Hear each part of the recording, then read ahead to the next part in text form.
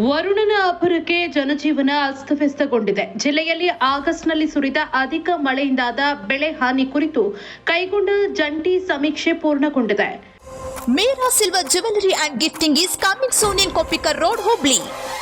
1.13 ಲಕ್ಷ ರೈತರ ಒಟ್ಟು 97,629.6 ಹೆಕ್ಟೇರ್ ಬೆಳೆ ಹಾನಿಯಾಗಿದ್ದು, ಅಂದಾಜು 85 ಕೋಟಿ ಪರಿಹಾರಧನ ಬಿಡುಗಡೆ ಆಗಬೇಕಿದೆ. ರೈತರು ಅದಕ್ಕಾಗಿ ಎದುರು ನೋಡುತ್ತಿದ್ದಾರೆ.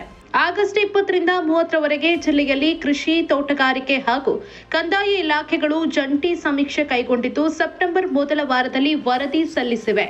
ವರದಿಯಂತೆ ನವಲಗುಂದ ತಾಲೂಕಿನಲ್ಲಿ ಅತಿ ಹೆಚ್ಚು 31,613 ರೈತರ 27,274 ಹೆಕ್ಟೇರ್ ಹಾಗೂ ಕಡಿಮೆ ಹುಬ್ಬಳ್ಳಿ ನಗರದ 1,683 ರೈತರ 1,352 ಹೆಕ್ಟೇರ್ ಬೆಳೆ ಹಾನಿಯಾಗಿದೆ.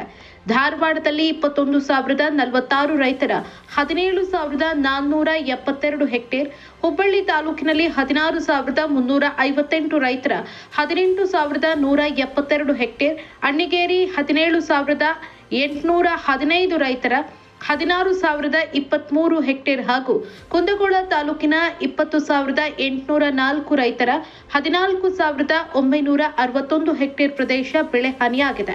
ಕಲಘಟಗಿ ಹಾಗೂ ಅಳ್ಳಾವರ ತಾಲೂಕಿನಲ್ಲಿ ಬೆಳೆ ಹಾನಿಯಾಗಿಲ್ಲ.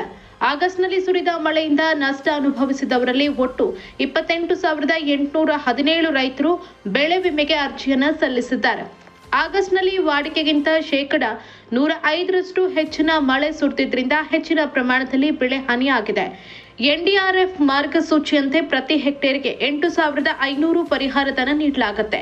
ಒಬ್ಬ ರೈತರಿಗೆ ಗರಿಷ್ಠ 2 ಹೆಕ್ಟೇರ್ ಅಥವಾ 5 ಎಕರೆವರೆಗೆ ಪರಿಹಾರಧನ ವಿತರಿಸಲಾಗುವುದು ಅಂತ ಹುಬ್ಬಳ್ಳಿ ತಾಲೂಕಿನ ಕೃಷಿ ಇಲಾಖೆಯ ಸಹಾಯಕ ನಿರ್ದೇಶಕರು ತಿಳಿಸಿದ್ದಾರೆ.